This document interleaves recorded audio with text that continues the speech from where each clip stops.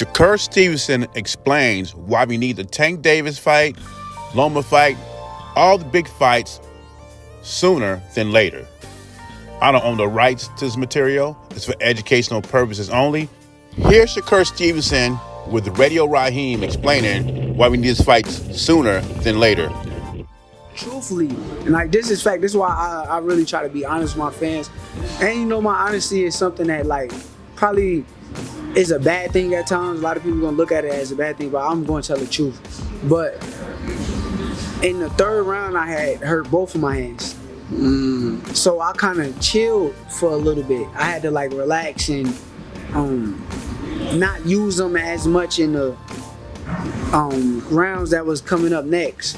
But once I felt they like cooled down a little bit, I kind of picked up the pace and I knew it was time to go. But I could have ended it a lot earlier than I ended it, to be honest with you. But once my hands hurt, I knew I had to like just chill and, you know.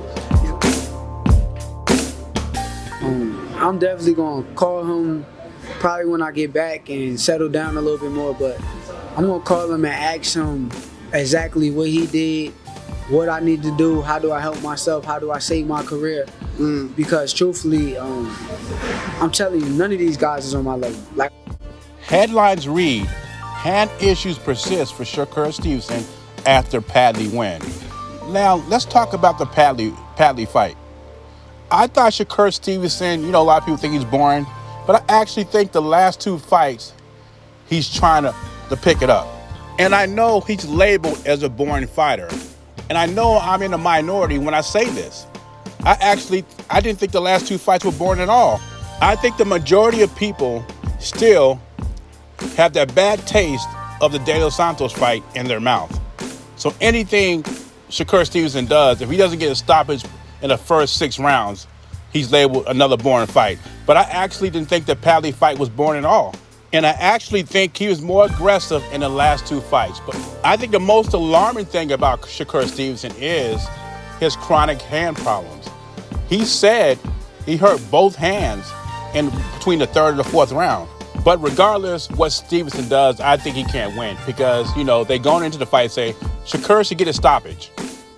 But when he does get a stoppage, what do they say? And by the way, I'm not a Shakur Steveson fan. I'm just telling you how it is. They said, well, electrician with 4 days notice went 9 rounds with him. But if he got one early, what would they say? Well, the guy only had 2 days to prepare for him, and he knocked out electrician in 2 rounds. No big deal.